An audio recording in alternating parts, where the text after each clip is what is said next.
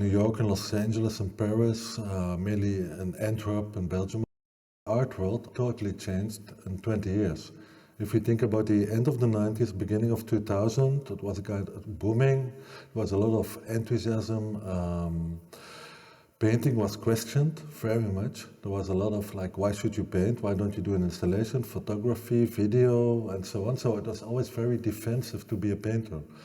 But suddenly there's so much biennial, so much art fairs, and suddenly there was so much painting. It was a kind of the lack of questioning painting. I think it was a huge freedom of paintings, but I was getting more and more critical.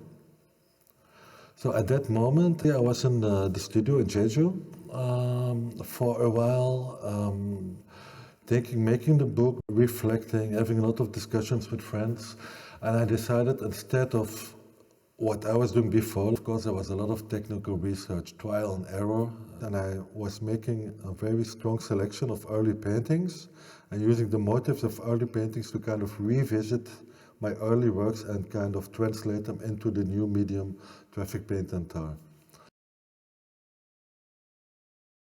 All the colors are different.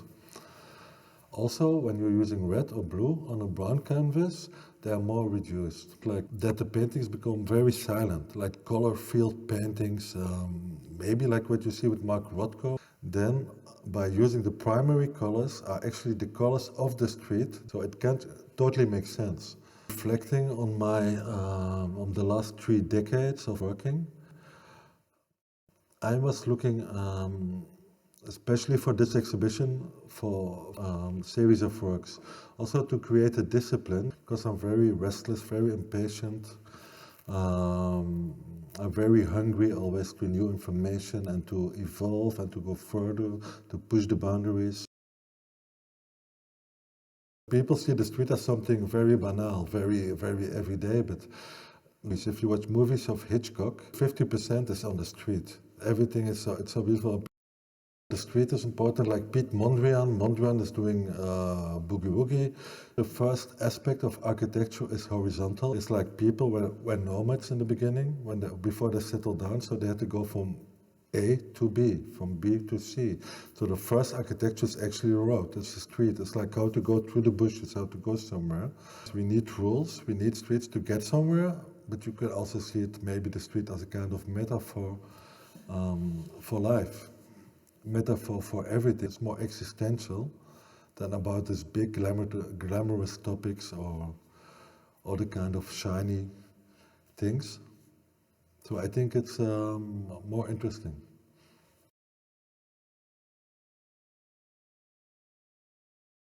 The shadow is free, is independent, doesn't know any time or any geographical thing, it's totally disconnected. But you can see also the shadow side of freedom, because that's what I'm talking about myself personally, like being an artist, and it's getting more and more difficult because nothing is unique, everything has been done, everything is possible. So to make the choices is only possible when you're very much aware of history, of everything what's happening, and how to handle your freedom. So I think it's a very double meaning of like freedom, what it can be, like what is the definition of freedom, being an artist. So it's just the kind of questions that I'm asking without any conclusions, but that kind of fascinates me. Try to get on a kind of a clear line, trying to simplify things. On one hand, I'm making it more and more complex, it's richer because of the material, the tar, the traffic paint, and then the oil paint on top, so it's more complex. But the image forming is more simple, and I think it's more comprehensive, like working here in the 3 series, but going more to the essence of what painting could be. You know, still minimal, but still rich. Art should not pretend to give a kind of a one-liner. I think art should go further. I think the power of art to have a dialogue with the community, it's on a different level than the other dialogues which we already know by television, by social media, etc. I hope that the title of the exhibition will really help understand what I'm trying to speak about.